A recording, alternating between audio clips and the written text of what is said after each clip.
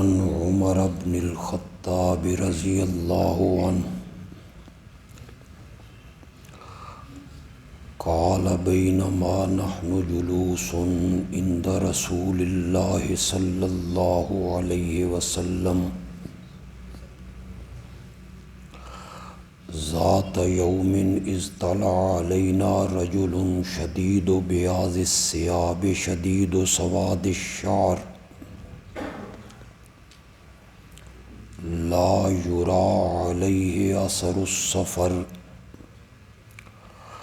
ولا يعرفه منا أحد حتى جلس إلى النبي صلى الله عليه وسلم فأسند ركبتيه إلى ركبتيه ووضع كفيه على فخذيه فقال يا محمد أخبرني عن الإسلام وفي رواية يا رسول الله حدثني عن الإسلام فقال رسول الله صلى الله عليه وسلم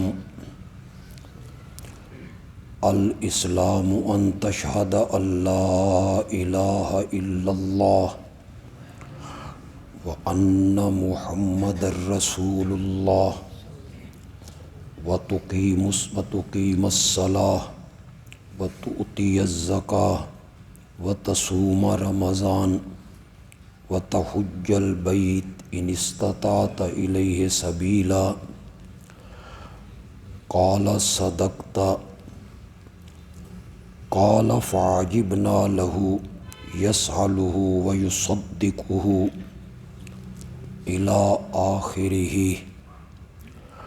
اللهم صل على محمد وعلى آل محمد كما صليت على إبراهيم وعلى آل إبراهيم إنك حميد مجيد اللهم بارك على محمد وعلى آل محمد كما باركت على إبراهيم وعلى آل إبراهيم إنك حميد مجيد.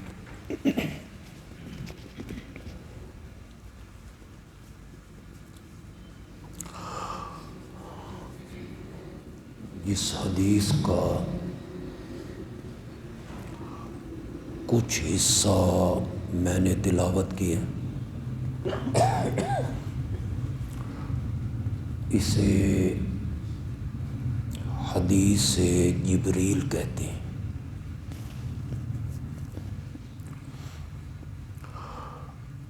حدیث کی اکثر کتب میں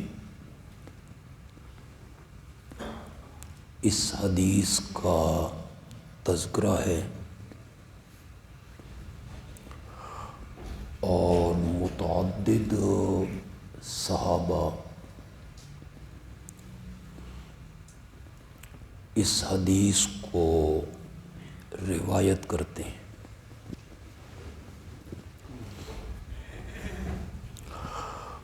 محدثین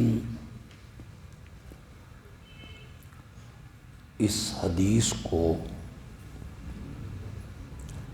ام السنہ کا نام دیتے ہیں، یعنی سنت کی بنیاد. جس طرح سورۃ فاتحہ کو ام القرآن کہتے ہیں، یعنی پورے قرآن کی بنیاد اور پورے قرآن کی اصل. یہ جو حدیث میں پورا واقعہ میں بیان کروں گا، آپ سنیں گے۔ یہ نبی اکرم صلی اللہ علیہ وسلم کے انتقال سے تھوڑی مدت پہلے کا واقعہ ہے۔ جو روایت میں نے پڑھی یہ مسلم میں، اور اس کے راوی خلیفہ ثانی امیر المومنین حضرت سیدنا فاروق اعظم رضی اللہ تعالی عنہ۔ اس کے دوسرے راوی حضرت عبداللہ ابن عباس ہیں۔ حضرت عبداللہ ابن عمر سے بھی مروی، حضرت ابو ہریرہ بھی اس کو نقل کرتے ہیں۔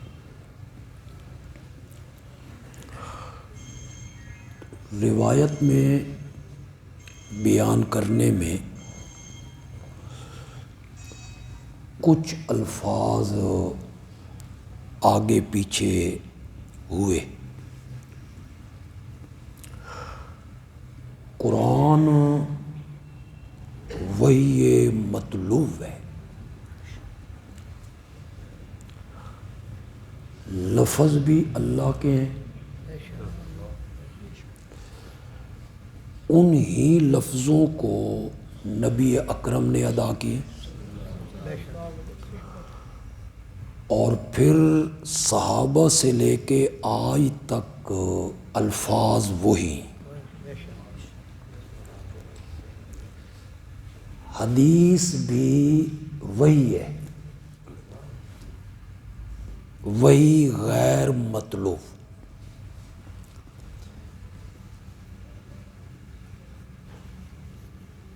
یہ نہیں ہے کہ جس طرح صحابہ ان الفاظ کو نقل کر رہے ہیں بے عین ہی نبی اکرم نے بھی یہی الفاظ کہے، ایسا نہیں۔ اس کا مفہوم وہ بیان کرتے ہیں، ان الفاظ کا مفہوم۔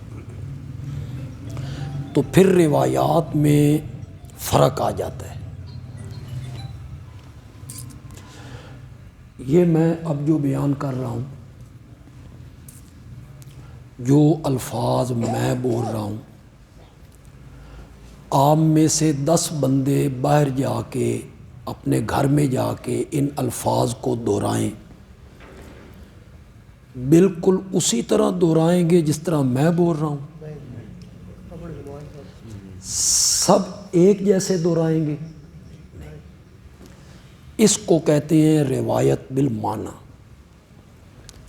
یعنی مفہوم تو وہی ہے جو نبی اکرم صلی اللہ علیہ وسلم نے بیان کی، لیکن الفاظ میں کچھ فرق آ گیا۔ تو یہاں بھی مختلف صحابہ نے جب اس کو نقل کیا تو ان کے الفاظ میں کچھ فرق آئے۔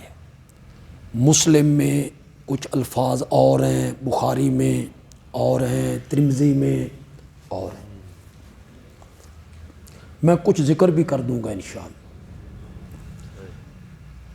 تو یہ روایت ہے حضرت فاروق اعظم رضی اللہ تعالی عنہ سے، فرماتے ہیں کہ ہم نبی اکرم صلی اللہ علیہ وسلم کے پاس بیٹھے ہوئے تھے، اذ طلع علینا رجل، کہ اچانک ایک آدمی اس محفل میں داخل ہوا، شدید و بیاض الثیاب، انتہائی سفید اس کے کپڑے، شدید و سواد الشعر، اور بڑے کالے اس کے بال ہیں، میں چمک ہے ان بالوں میں۔ لا یرا علیہ اثر السفر، اس پر سفر کا کوئی اثر نظر نہیں آ رہا۔ مسافر تو نہیں ہے، مسافر ہوتا تو اتنے سفید کپڑے، اتنے چمکدار بال کیسے ہو سکتے تھے؟ گھوڑے پہ سفر کیا یا اونٹ پہ سفر کی۔ ولا یعرفہ منا احد، مسافر معلوم نہیں ہوتا تھا اور ہم میں سے کوئی آدمی اس کو پہچانتا بھی نہیں۔ مدینہ کتنا بڑا تھا، جتنی آج مسجد نبوی ہے ایریا ہے، سارا مدینہ اتنا ہی تھا۔ مدینے میں وہ رہائشی نہیں ہے مدینے کا، ہم میں سے اسے پہچانتا کوئی نہیں، اور مسافر وہ معلوم نہیں ہو رہا۔ فنظر القوم بعضهم الی بعض، یہ اب دوسری روایت میں نے پڑھی، لوگوں نے ایک دوسرے کی طرف تعجب سے دیکھنا شروع کیا کہ یہ کون ہے، مدینے کا آدمی نہیں ہے، سفر کے اس پر اثرات نہیں ہیں۔ حتی جلس الی النبی صلی اللہ علیہ وسلم، یہاں تک کہ وہ نبی اکرم صلی اللہ علیہ وسلم کے سامنے آ کے بیٹھ گئے۔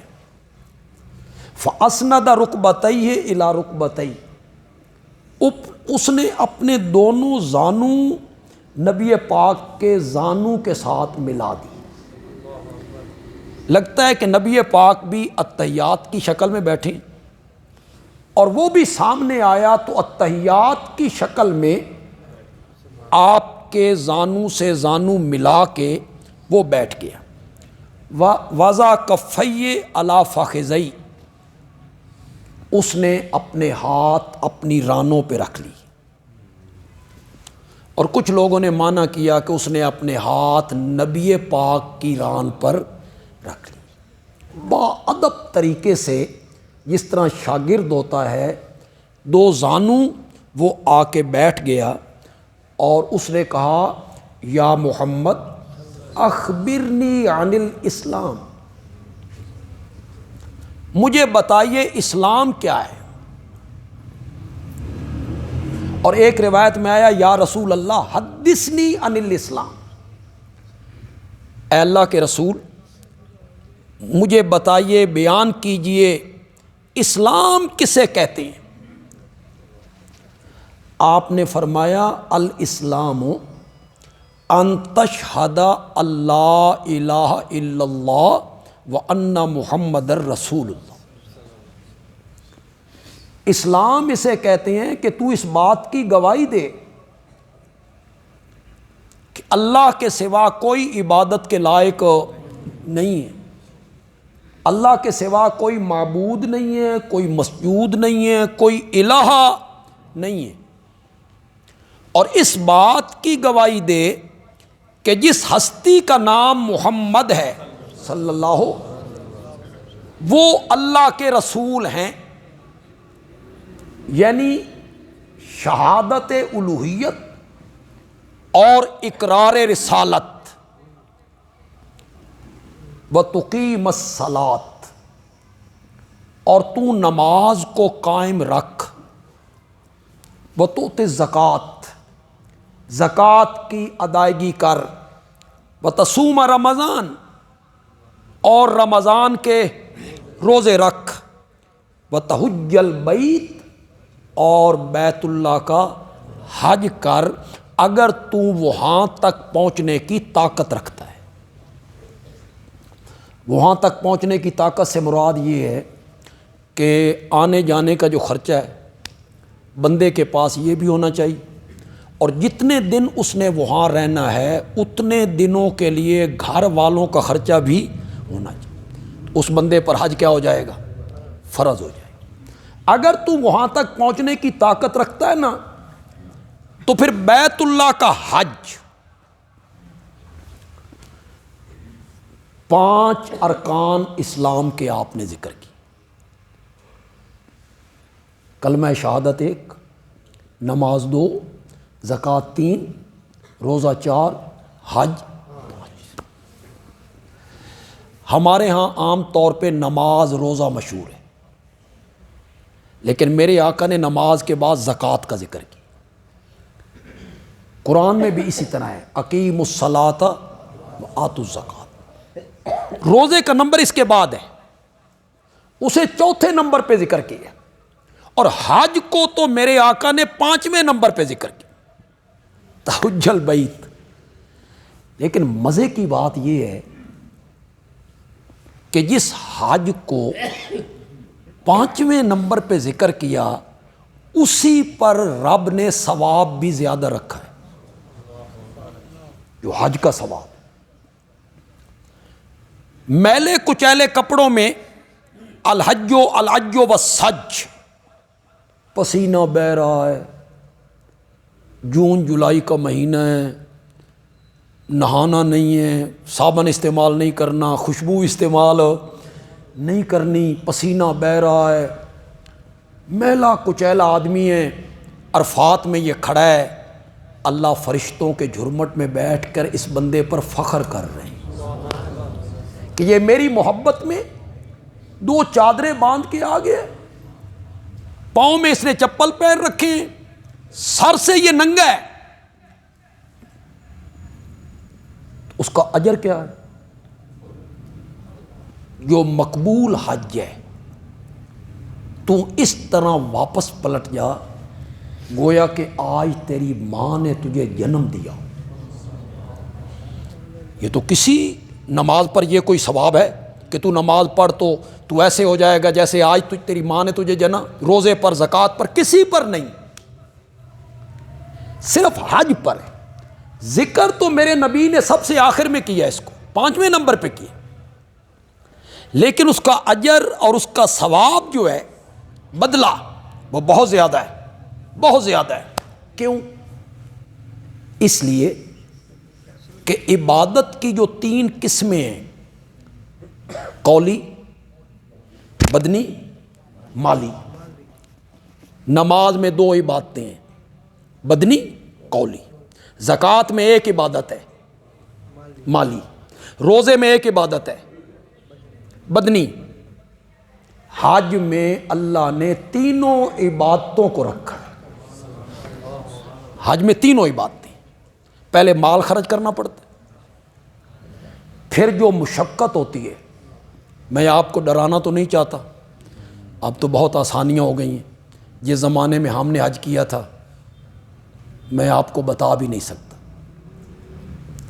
اب تو ایئر کنڈیشن ہیں، ایئر کولر ہیں، بڑے بڑے میدان سجے ہوئے ہیں، تمبو لگے ہوئے ہیں، نیچے قالین بچھے ہوئے ہیں. اور ہمارے زمانے میں یہ آپ نے سڑکوں کے کناروں پہ جو خیمے نہیں دیکھے، خیمے اس طرح، یہ خیمہ تھا، اس میں 8 بندے تھے. جون کا مہینہ تھا، 2 بجے اور 3 بجے جب سورج آتا تھا نا سر پہ، اور وہ خیمہ اس آگ کو روک نہیں سکتا. اندر صرف 1 پنکھا تھا، وہ بھی کدی چلتا تھے کدی نہ چلتا. باہر کوئی لیٹرینیں بھی عام نہیں. مشقت بڑی، مشقت بھی زیادہ ہے، اللہ نے اس پہ اجر بھی زیادہ رکھا. مالی عبادت بھی ہو رہی ہے، بدنی عبادت بھی ہو رہی ہے، اور قولی عبادت بھی ہو رہی ہے. تو آپ نے فرمایا اسلام اس کا نام ہے. کالا، تو وہ مسافر کہنے لگا صدقتا، آپ نے سچ کہا ہے. فعجبنا لہ، حضرت عمر کہتے ہیں ہم نے تعجب کیا. پوچھتا بھی ہے پھر تصدیق بھی کرتا ہے. پہلے پوچھتا ہے بھئی اسلام کیا ہے، اور جب آپ نے بتایا اسلام اس کا نام ہے تو پھر تصدیق بھی کرتا ہے. ہمیں اس بات پہ تعجب ہو. تو پھر اس نے کہا فَأَخْبِرْنِي عَنِ الْإِيمَانِ، اب مجھے بتائیے ایمان کس کا نام ہے؟ آپ نے فرمایا ان تؤمن باللہ، ایمان اس کا نام ہے کہ تو اللہ پر ایمان لا، و ملائکہ، اور اس کے فرشتوں پر ایمان لا، و کتبی، اس کی کتابوں پہ ایمان لا، و رسلی، اور اس کے تمام رسولوں پر ایمان لا، والیوم الآخر، اور قیامت کے دن پر کیا لا؟ ایمان لا، وتؤمن بالقدر خیرہ و شرہ، اور ایمان لا کہ جو کچھ اچھائی اور بھلائی ہوتی ہے یہ سب کچھ اللہ کی طرف سے، جتنی خیر ہے وہ بھی اللہ کی طرف سے ہے، اور جتنی برائی ہے، کوئی بیماری آ گئی تو اللہ کی طرف سے، کوئی نقصان ہو گیا تو اللہ کی طرف سے، اور کوئی بھلائی مل گئی تو یہ بھی اللہ کی طرف۔ اس تقدیر پر ایمان لے آ جو اللہ نے تیرے لیے مقرر کر رکھی ہے، اس کا نام ایمان ہے۔ علماء نے اس میں بہت بحثیں کی، اسلام اور ایمان میں کیا فرق ہے، کیا یہ مترادف لفظ ہیں، یا اسلام کسے کہتے ہیں اور ایمان کسے کہتے ہیں، یا ایک دوسرے پر اطلاق ہو سکتا ہے؟ حضرت ابراہیم علیہ السلام نے بیت اللہ کو تعمیر کرتے ہوئے کیا کہا تھا؟ ربنا وجعلنا مسلمین لک ومن ذریتنا امتا مسلم، انہوں نے تو وہاں اسلام کا ذکر کیا، ہمیں فرما بردار رکھ۔ تو لوگ کہتے ہیں کہ یہ دونوں مترادف لفظ ہیں یا ان میں کوئی فرق ہے؟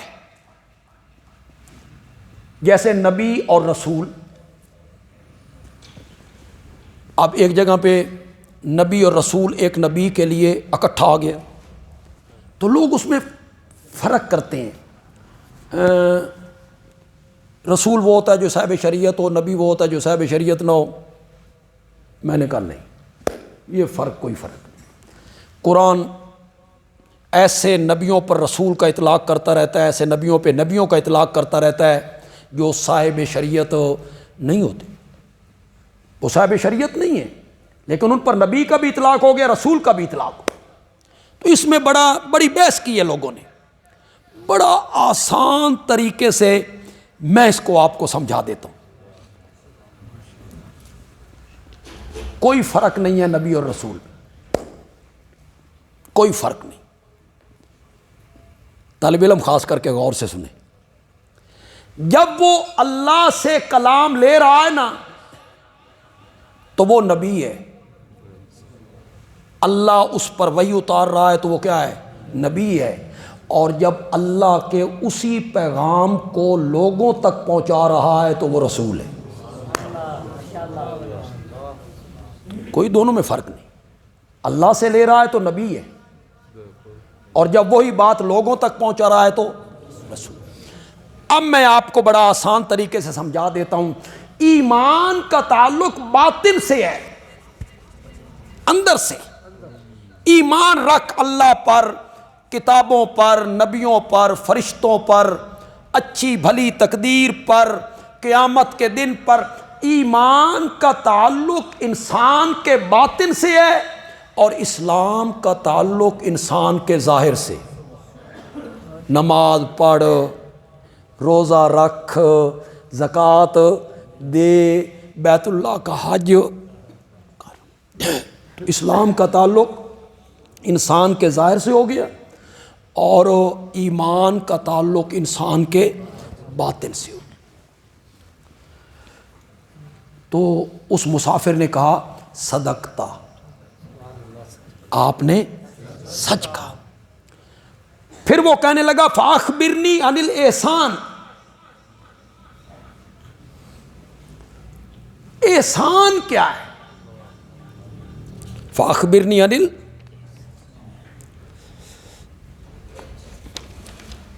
احسان کیا ہے؟ آپ نے فرمایا ان تعبد اللہ کأنک تراہ فإن لم تکن تراہ فإنہ یراک. احسان یہ ہے کہ تو اللہ کی عبادت اس طرح کر گویا کہ تو خود اللہ کو دیکھ رہا ہے. اور اگر یہ کیفیت، یہ حالت تجھ پر طاری نہیں ہوتی تو کم از کم اتنا تو دل میں خیال رکھنا کہ جس کے سامنے تو کھڑا ہے وہ تجھے دیکھ رہا. یہ جو پہلا درجہ ہے، اللہ کی عبادت اس طرح کر گویا کہ تو اللہ کو دیکھ رہا ہے، یہ بڑا اونچا درجہ ہے. احسان کا لفظی معنی کیا؟ کسی کو نیک بنا، کسی کو حسین بنانا. ہاں سونا یا سنو جب مجرد ہوگا تو میں نہ ہوگا حسین ہونا، خوبصورت ہونا. حسنت جمیو خصال، حسنت جمیو خصال. اور جب آسنا یوسنو پہ آئیں گے احسان تو کیا میں نہ ہوگا کسی کو حسین بنا. اسی سے پھر حسن سلوک کا لفظ نکلا. آج کل ہمارے ہاں اسے تصوف میں ڈھالنے کی کوشش کی گئی. اب یہ احسان کا لفظ پیچھے رہ گیا اور ہمارے ہاں مشہور ہو گیا تصوف. یہ خانقاہی نظام، خانقاہی نظام. اس کو لوگوں نے سمجھا یہ احسان ہے اور یہ تصوف ہو، جبکہ تصوف کے لفظ میں بھی آج تک لوگ متفق نہیں ہو سکے کہ اس کا مادہ کیا ہے. کئی لوگوں نے کہا صف اس کا مادہ ہے، کسی نے کہا صفا اس کا مادہ ہے، کسی نے کہا صوف اس کا مادہ ہے. سب سے زیادہ یہی قول معتبر ہے صوف، یعنی وہ اون کا لباس پہنتے ہیں اللہ والے لوگ اور نہ دنیا کی کوئی پرواہ اور موٹے جھوٹے کپڑے پہن کے بھی. اس سے تصوف کا لفظ نکلا، تصوف کا. اور انہوں نے بربادی کی، انہوں نے بگاڑ پیدا کی. حل افسد الدین الا الملوک و احبار سوء و رہبانها. دین کو کنہوں نے برباد کیا؟ حل افسد الدین الا الملوک. دین کو برباد کیا بادشاہوں نے. و احبار سوء، برے علماء، علماء سوء، و رہبانها، اور برے پیر، گدی نشین. ان تین طبقوں نے دین کو برباد کیا. یہ ہمارے ہاں عید میلاد النبی پہ جو کچھ ہوتا ہے اور سرکاری طور پر اس کو منایا جاتا ہے اور سرکاری عمارتوں پر جھنڈیاں اور لائٹنگ ہوتی ہے، یہ سرکاری طور پہ منایا جاتا ہے. یہ کیوں منایا جاتا ہے؟ کہ ہمارا بھرم قائم رہے، ہم بڑے دیندار لوگ ہیں. یہ میلاد جو ہے نا شروع ہی ایک بادشاہ نے کیا تھا، ایجاد ہی ایک بادشاہ کی ہے اور وہ 7ویں صدی کی ہے. 7 صدیوں تک اس کا نام و نشان بھی نہیں تھا. ایجاد کیا ایک بادشاہ نے، آج بھی بادشاہ اسے لیے پھرتے ہیں. ہمارے ملک میں سرکاری طور پر میلاد النبی کو جو سند دی گئی یہ جنرل ضیاء الحق کے زمانے میں دی. اس سے پہلے سرکاری سطح پہ نہیں منایا جاتا تھا. اب سرکاری عمارتوں پہ منایا جاتا ہے، سرکار کا پیسہ خرچ ہوتا ہے. اور یہ جو جلوس نکالنے والے ہیں نا، انہوں نے پیسے لب دیں جی، ان کو مٹھائی ملتی ہے، ان کو پیسے ملتے ہیں. ڈیرہ اسماعیل خان میں خیر سے دیوبندی بھی نکالتے ہیں. ہاں، بریلوی بھی دیوبندی بھی. سرکلر روڈ ہے ڈیرہ اسماعیل خان میں، سرکلر روڈ. ایک طبقہ اس روڈ پہ نکالتا ہے، ایک طبقہ شہر کے اندر نکالتا ہے. جب دیوبندیوں سے کہا جاتا ہے تساں کیوں کٹ دیو، انہوں نے آکھیا پیسے لب دینے.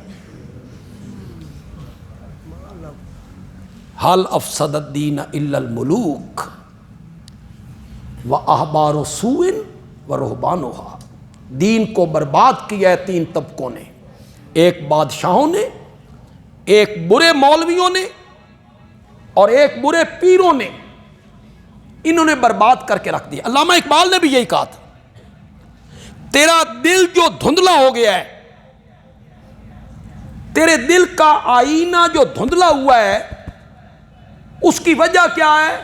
اے کشتہ سلطانیوں ملائیو پیری، علامہ اقبال نے بھی کہا ہے کشتہ سلطانیوں ملائیو پیری، کشتہ زخمی، تجھے زخم لگے ہیں بادشاہوں کی طرف سے، تجھے زخم لگے ہیں پیروں کی طرف سے، تجھے زخم لگے ہیں علماء کی طرف سے۔ علامہ اقبال نے بھی اس طرف اشارہ کیا ہے کہ یہ تین طبقے خراب کرتے ہیں امت کو۔ تصوف کے نام پہ کیا کچھ کیا جاتا ہے، لوگوں کو دلیر کیا گیا۔ ایک مولانا ہے، انہاں سمجھا تصوف اس دا نام ایک دھوتی بنو، لمبا جاؤ تے کرتا پاؤ، اتنے ایک نکی جی ٹوپی رکھو چھوٹی جی۔ بڑے اللہ لوگ ہیں یہ، اللہ لوگ جو ہیں نا، یہ جڑے زمینہ دے مربے خرید دیں نا، تم سنو تم حیران ہو جاؤ۔ یہاں سرگودا میں بھی ایک ہے، بڑا اللہ لوگ ہے، وہ ذکر کی محفلیں ہوتی ہیں اور بڑے پیر صاحب ہیں، 6 مربے لینے اپنے علاقے چ، اور یہاں دھوتی پہن کے پھرتے رہتے ہیں، اور پھر ایک چادر یہ اوپر لیتے ہیں، ایک چادر نیچے باندھتے ہیں، شکر کرو تلوی اتنے نہیں لے لیندے، ایک چادر اوپر لے، سفید چادر اوپر کی ہوئی ہے، ایک پھر اوپر گھن ڈالا ہوا ہے، سر جھکا کے بیٹھے ہیں، بولتے نہیں ہیں حضرت۔ واہ، وہ حضرت صاحب آ رہے ہیں تو نیچے کومنٹ ہیں اور نیچے تحریر لکھی ہوئی ہے، وہ آ رہا ہے جس کو جنت کی دنیا میں بشارت ہے۔ تیرے پیو دیتی ہے؟ کس نے دی ہے؟ جنت کی بشارت دینے والے تو نبی پاک تھے، وہ تو چلے گئے۔ تیرے ابے دیتی ہے؟ کہتے ہیں نا پیر خود نہیں اڑتے، کون اڑاتا ہے؟ مرید اڑاتی۔ او جی رائے ونڈ والے جو حضرت عبد الوہاب صاحب تھے، انہوں نے ان کے بارے میں کہا ہے یہ جنتی ہے۔ عبد الوہاب صاحب کو کس نے اختیار دیا ہے کہ وہ کسی کی جنتی جہنمی کا فیصلہ کریں؟ کس نے اختیار دیا انہیں؟ وہ کہتے تھے جی یہ چلتا پھرتا جنتی ہے۔ اب وہ جو جنتی ہے نا بابا، وہ جہاں جاتا ہے لوگ اس کو کھجوراں دین دن، اے چبا کے نا اے تو ساڈے حوالے کر، تیرے لعاب شفا ہے۔ قرآن اچ نہیں، نو، قرآن میں شفا نہیں ہے ان کے لیے، قرآن کے نزدیک بھی نہیں جانا انہوں نے، بس اسی چکر میں لوگوں کو ڈالا ہوا ہے یہ تصوف۔ انہوں نے اسے تصوف میں بدل دیا۔ اصل لفظ تھا احسان، اصل لفظ تھا احسان۔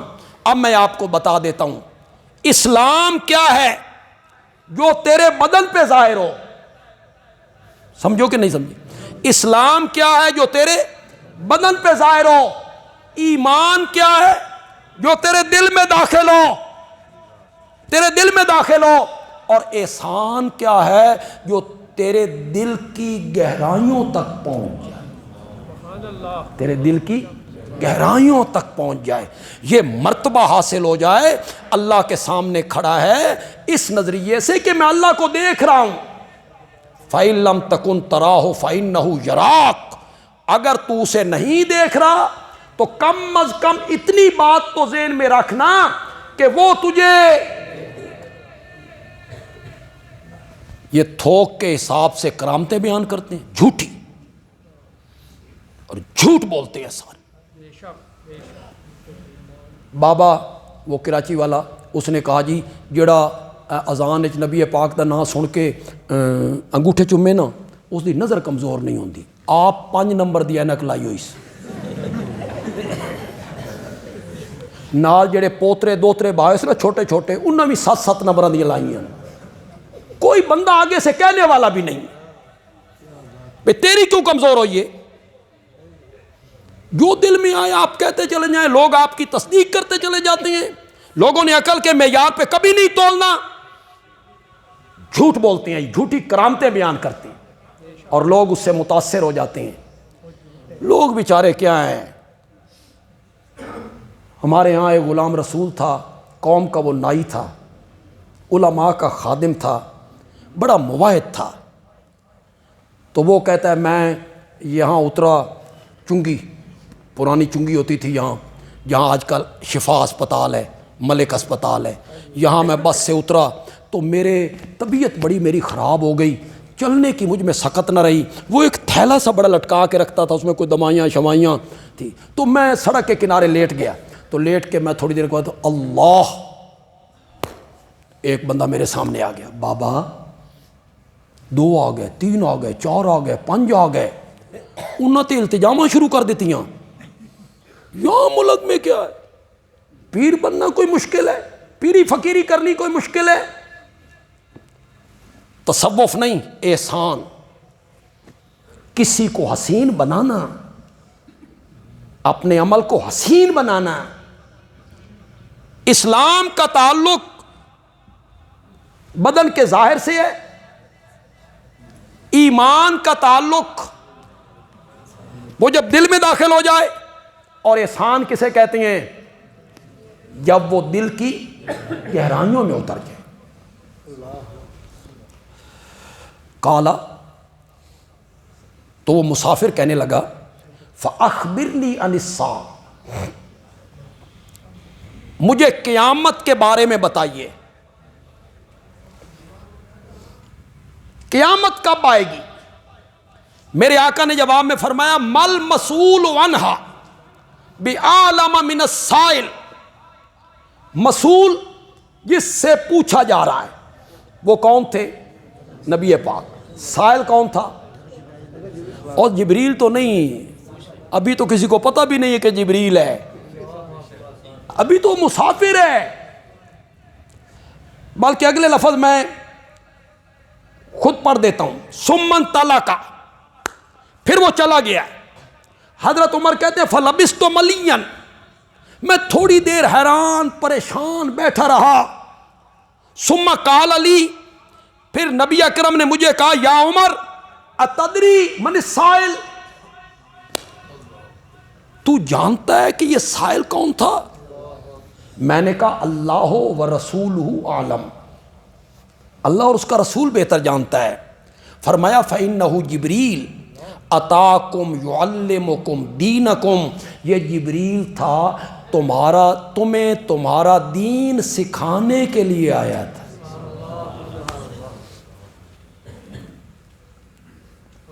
کئی روایتوں میں وہ بھی پڑھ دیتا ہوں.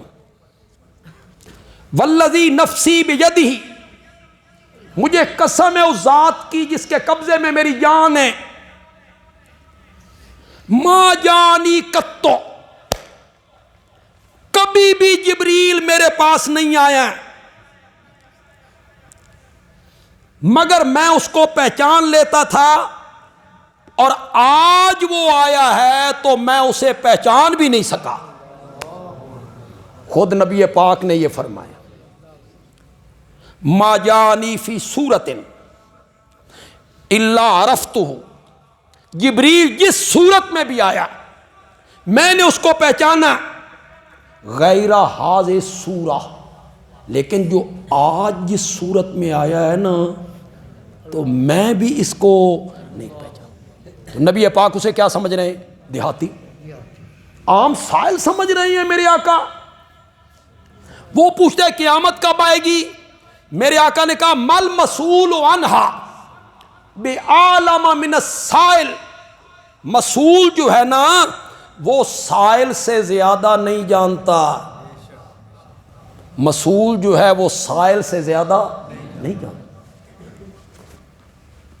سائل کون تھا؟ وہ آدمی.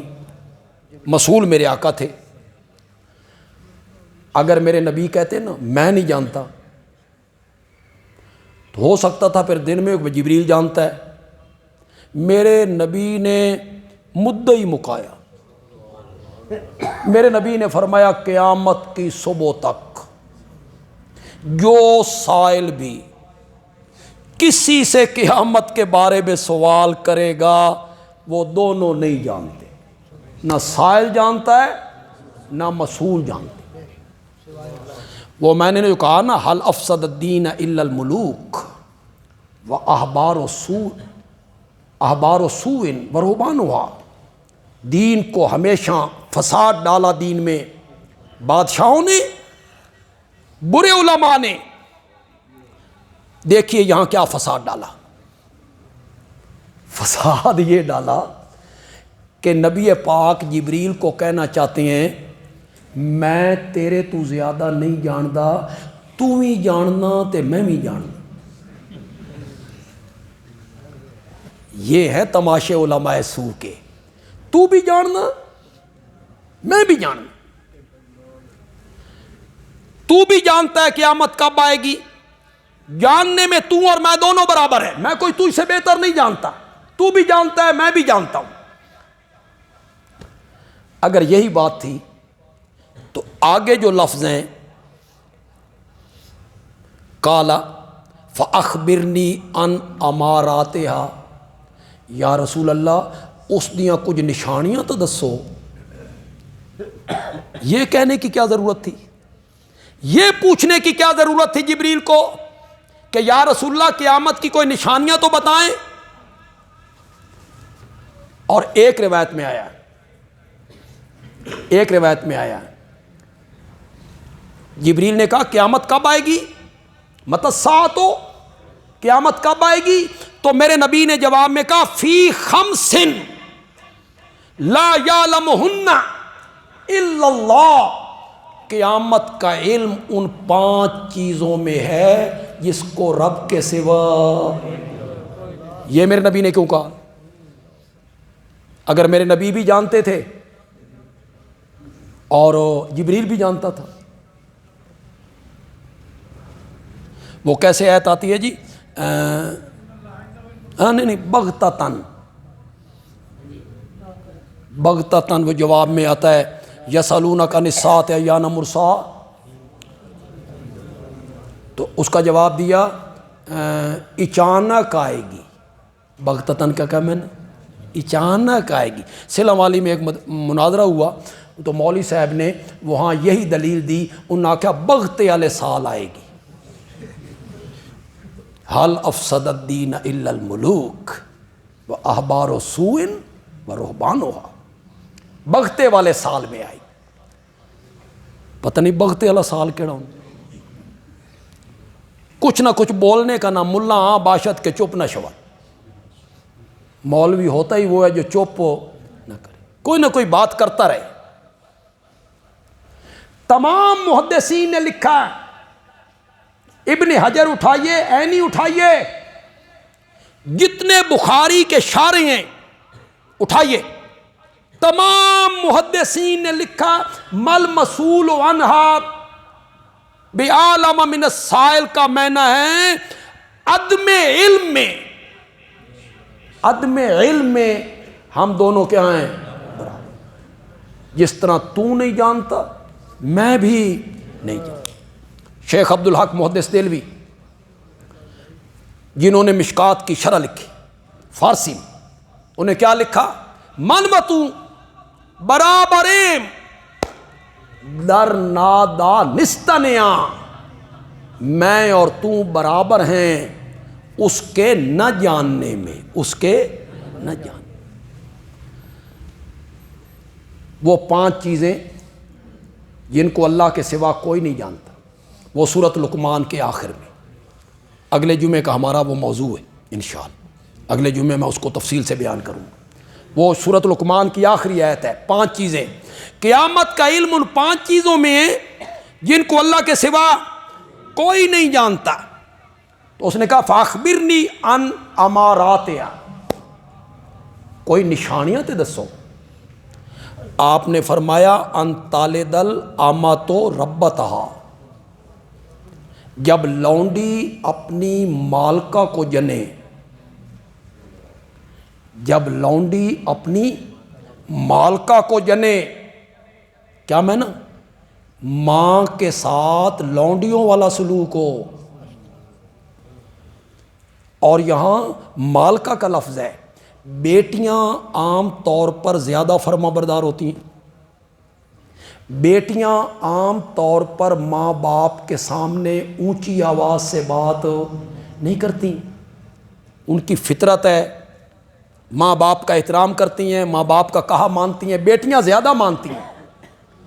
فرمایا جب وہی بیٹیاں اپنی ماں کو نوکرانی سمجھیں اور ماں بھی اپنے آپ کو نوکرانی سمجھ کے انہیں کسی غلط بات پہ ٹوک نہ سکے،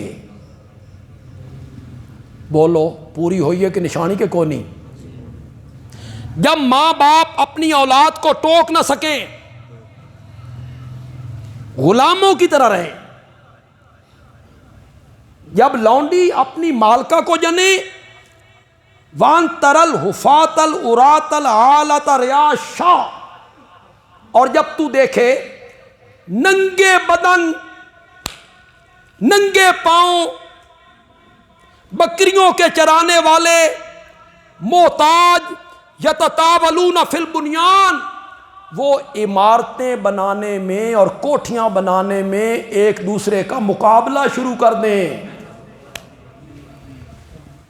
ننگے بدن ننگے پاؤں غربت کی زندگی گزارنے والے محتاج لوگ، بکریوں کے چروائے جب بڑی بڑی عمارتیں بنانے لگ جائیں۔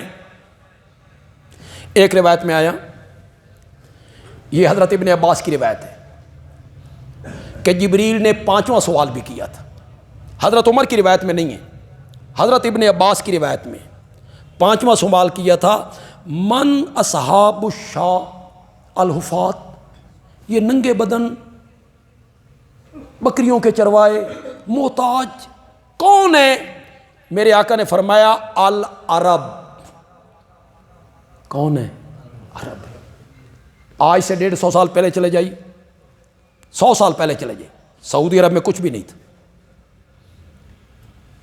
یہاں سے جو حاجی جاتے تھے ان کے سامنے یہ بھیک مانگتے تھے، بھیک مانگتے تھے، آگے پیچھے پھرتے تھے، لٹیرے تھے۔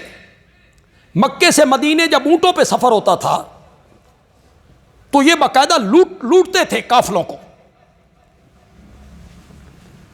وہ ہیں ننگے بدن ننگے پاؤں محتاج بکریوں کے چرواہے، اور آج سعودی عرب میں دیکھو، ذرا دبئی میں دیکھو، آج سے 200 سال پہلے کیا تھا ابو ظبی دبئی؟ کچھ بھی نہیں تھا۔ جب تم دیکھو کہ ننگے بدن ننگے پاؤں بکریوں کے چروائے، یتطاولون کا لفظ بولا، یہ نہیں بولا کہ وہ یتطاولون کا مطلب ہے ایک دوسرے کا مقابلہ کریں گے، تو کوٹھی 3 منزلہ بنائیے تو میں 5 منزلہ بناؤں۔ عمارتوں میں جب وہ مقابلہ شروع کر دیں گے تو یہ قیامت کی علامتوں میں سے ایک علامت، قیامت کی ساری علامتیں تقریباً پوری ہو چکی۔ اگر آپ میری بات پہ توجہ کریں، میرے نبی کا خاتم النبیین ہونا ہی قیامت کی علامت ہے۔ وہ جو نبوت کا سلسلہ جاری تھا، آ رہے تھے ہزاروں سال کہ میرے نبی پر اس سلسلے کو ختم کیا، تو یہ علامت ہے نا۔ اس لیے میرے نبی نے فرمایا میں اور قیامت کہاتین، یوں ہیں، یوں آپ نے انگلیاں کی، یوں ہیں، یعنی میرے اور قیامت کے درمیان کوئی نبی نہیں۔ یا یوں کا مطلب یہ ہے یہاں سے دنیا شروع ہوئی تھی، یہاں تک پہنچ گئی ہے اور اب اتنی رہ گئی، میں اور قیامت یوں ہیں۔ تو نبی پاک کا خاتم النبیین ہونا یہ بھی قیامت کی علامتوں میں سے ایک علامت ہے۔ جتنی علامتیں میرے آقا نے ذکر کی تھیں وہ تقریباً تمام علامتیں ہمارے سامنے آ گئیں۔ کیوں بھائی؟ اولاد والدین کی نافرمان نہیں ہوئی؟ کئی والدین ڈر کے مارے اولاد سے بات نہیں کرتے، خوف کرتے ہیں، انہیں غلط بات پہ روک نہیں سکتے، ان سے ڈرتے ہیں۔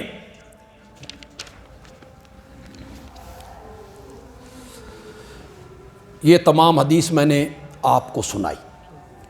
پھر ایک دفعہ اس کو دہرائیں، اسلام کیا ہے جس کا تعلق ظاہر سے، ایمان کیا ہے جس کا تعلق دل سے، احسان کیا ہے جو دل کی گہرائیوں میں اتر جائے۔ الحمدللہ رب العالمین۔